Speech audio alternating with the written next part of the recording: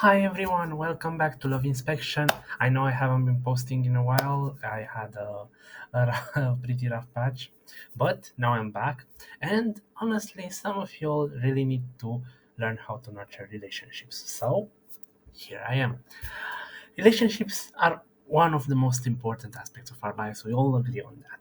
Whether you're in a new relationship or have been together for years, nurturing a relationship is key for longevity and for building something lasting and fulfilling for both parties involved.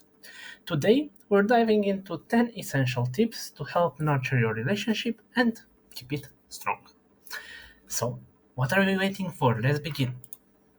Number one and the most underrated is communication. So obviously, if you don't communicate your feelings, you don't get your point across. Um, you don't get your feelings out there, and people don't are not able to hear them. And the way you communicate is important as well, because healthy communication is the foundation of any strong relationship. It is not just about talking; it's also about active listening and making sure that you're open to hear the other person's feelings. Of that doesn't mean that you should let yourself be controlled by their feelings. You It doesn't mean that you should validate every feeling. Okay, it means that you have to be understanding, you have to be patient, and you have to also then be listened to, get your point across as well, and then try to find a solution, a middle point if possible. Honest conversations will help build trust and prevent misunderstandings in the long run, and also will strengthen your relationship, because once you feel that you're heard, once you feel that you're understood, or at least you know that if you're not understood and your values are mismatching, at least then you know that you made all the let's say possible effort to maintain that relationship, and then you separate mutually if necessary. But if not, and you manage to agree on a middle point, then you are able to basically build a foundation, a strong foundation that you can build then brick by brick upon. Next, we have empathy. Now, being able to put yourself in your partner's shoes is crucial for the longevity of a relationship. Empathy means understanding their feelings, validating their emotions, and uh, understanding their experience, their side of the story. It's important to be empathic, because all we need is for someone to listen and say, "I understand," and then maybe if you disagree to some extent, you can also get your point across, rather than saying you're wrong, or no, you're a liar, you're not, and I don't know what. Okay, and this has to do also with communication, because empathy without communication, or rather communication without empathy, is basically nothing. In order for the other person to be able to understand your point, they must also be feeling hurt. Okay, so if you want to build a lasting relationship, practice empathy with yourself first, and then practice empathy with other people as well. Try to understand what their situation is, where they come from, and then make a decision. Number three, spend quality time together. Life gets busy. We are overworked, very stressed with work, with making money, with hustling, making something on the side as well, providing and so on.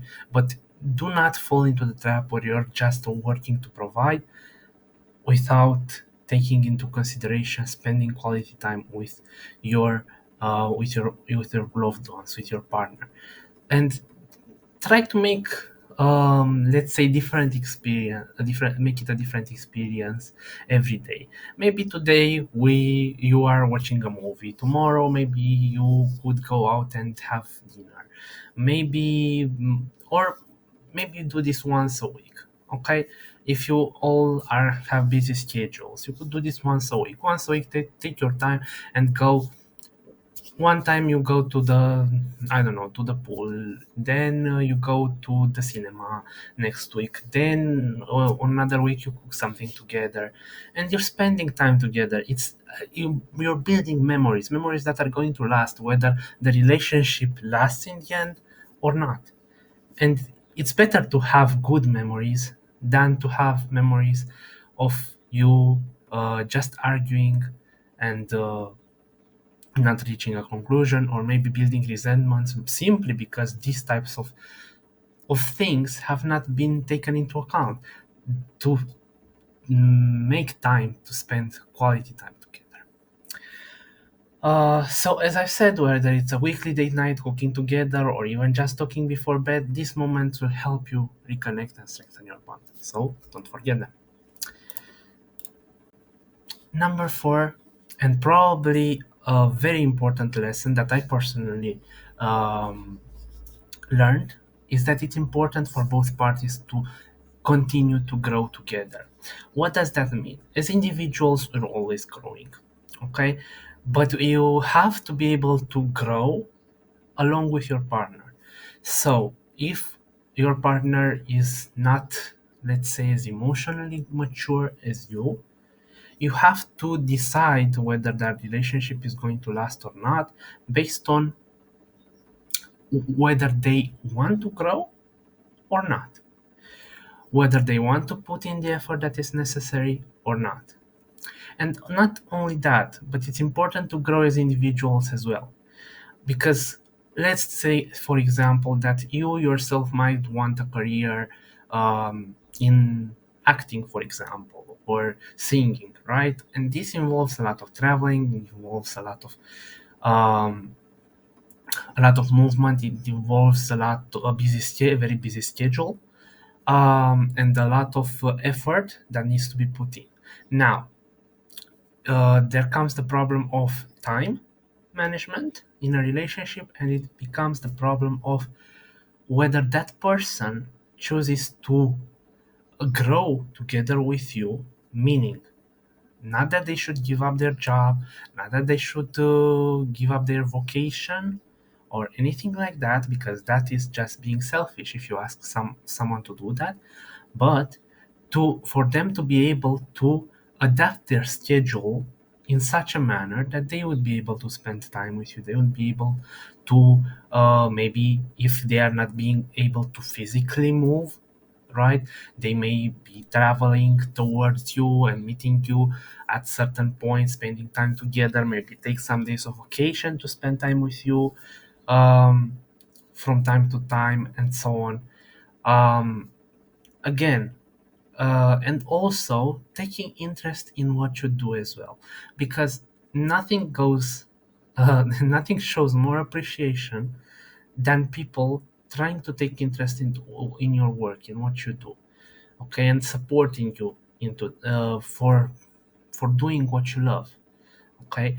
For example, uh, let's take the example before. If your person wants to get a career into acting, it's important that they feel support, okay, that they feel uh, that they can do it, okay, because it's a tough job to do them, and especially the longer you wait to start, right.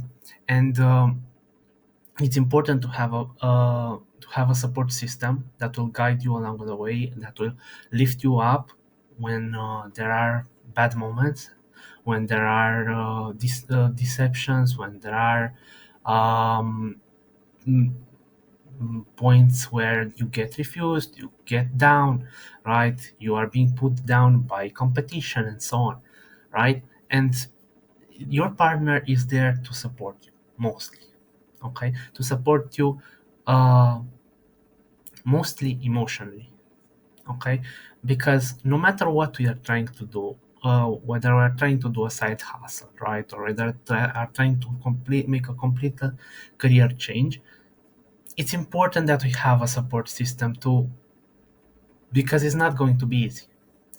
It's not going to be easy, and you're going to feel insecure, you're going to feel like maybe we cannot do it in most of the moments. Maybe we should give up, and rather than living with regret afterwards, because not only because we gave up, but because we didn't have the support system that we needed near us, right? And building resentment that will turn out later into fights.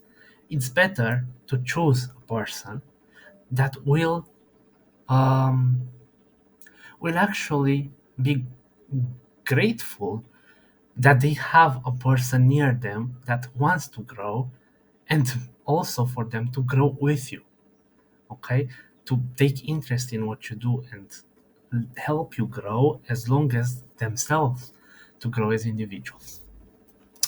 Let's go to the next tip. Of course, once you get that support, that emotional support, in order for the other person not to feel used or not to feel that they are putting in all the effort, you need to show appreciation, which many of us don't do. Many of us tend to take for granted the support system that we have, the people, the good people that we encounter.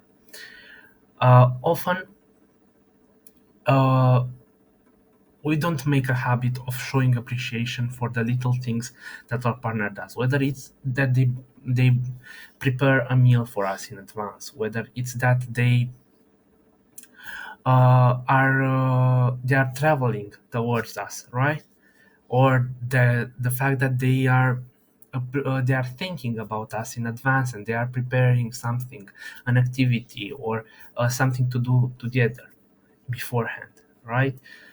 And we need to do that because it's not their responsibility, right, uh to all do all these things for us, to be a support system, but they choose to do so. And that choice to do so, to be that support system, to be invested, right, in our goals, in our life, in a life together, then we need to show some appreciation as well, because that works in two ways. One is validation for their efforts, and two is actually they are more likely to do those efforts again and continue in that way if you show that appreciation for having them in your life, for the little things that they do with thoughtful gestures. It doesn't have to be much, right? It may be just reciprocating that intention, in whether it's dating or it's a marriage, right? Reciprocating that intention, reciprocating that support, showing up for them when they truly need you. So do say thank you, do thoughtful gestures to remind your partner that they are loved and valued.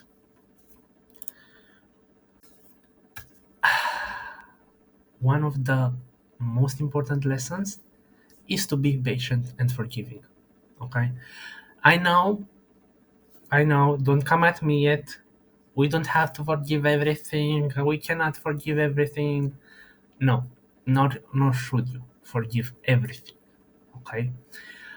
Um, However, there are some questions that you have to ask yourself. Did this person do a mistake in the conditions that I've put everything possible into that connection? Did they choose to do that mistake because of their own faults, because of their own weaknesses, because of their own problems that I have understood and put up with all the way? Or did I fail to understand him or her or them? Did I fail to understand what they are going through? Did I fail to show up for them as I should? And maybe it's both of our faults. Arguments, misunderstandings, challenges, they come in all shape and forms. Not only cheating, not only sneaking around, okay? It's not only that. Those are, let's say, the easiest ones, okay? It is about debts, right? It is about changing careers, changing countries, maybe, um, starting a new life from scratch, and in some cases. Um, it is learning to be different, it is making a change, it is dealing with mental health issues. There are a lot of challenges and there may be misunderstandings along the way, but it's important that if you truly love that person, to learn to forgive. It doesn't mean that you have to tolerate every behavior, especially if they are not willing to change. If they are not willing to change, if from the point where you made a mistake, okay, you made it once, you make it twice, okay, but the third time, the fourth time, and so on, that is a choice that you make. Because especially if you've changed, okay, if you've grown, if you've learned from the mistakes that you yourself made, but the other person is not learning from their own mistakes, then there is no equal give and take. Okay, there is no equal growth. You have outgrown each other. Okay, and sometimes it happens, but even so, it's important to forgive not only for the other person, for letting them go, right? It's important also for yourself. Forgive them for the hurt that they put you through. Forgive them for for your own peace of mind. Maybe you won't tell them that you forgive them, but in in your soul, maybe do it do it for yourself first. In any case, holding on to grudges will only create distance, will only create resentments, will only create more misunderstandings, and it isn't worth it. I mean, uh, basically sabotaging a good relationship because maybe you had some misunderstandings in the past, or maybe you've done mistakes uh, yourselves, right, at different points in time. You just have to understand that if both of you are willing to grow, it's important to forgive. If one of you is not able to grow, then it's important to forgive for yourself, for being able to let go, because maybe it wasn't meant to happen. Now, let's go to the other one. I cannot stress out how important it is to keep the fun alive, because at some point, after the initial um, splash of emotion, let's say, will fade away, then what are we left of? We left with a routine. We are left with people, right? Now, why don't we let routine? Why do we let routine or stress kill the fun in our relationships?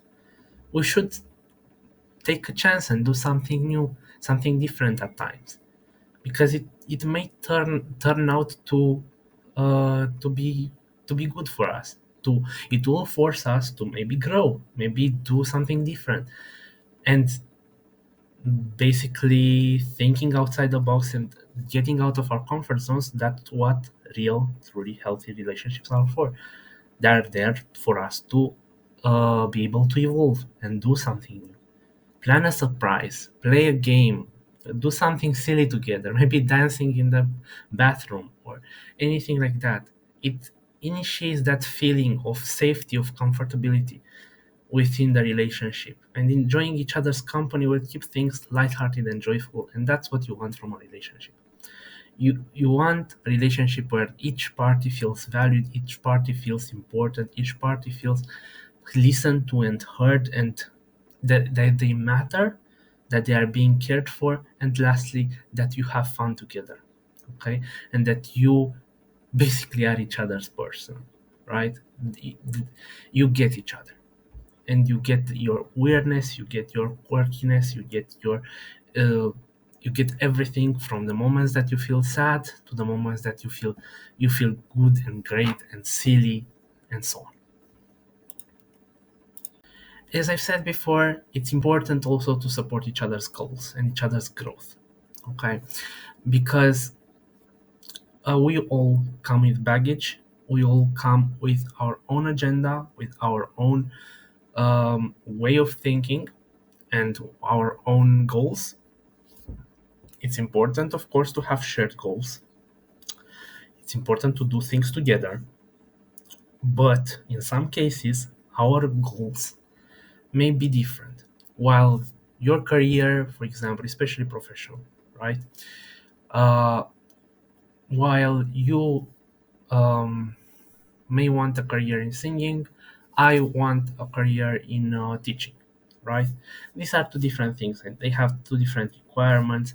Teaching may usually happen in, well, up until recently, it happened in the physical form. Now we have hybrid form or even online form.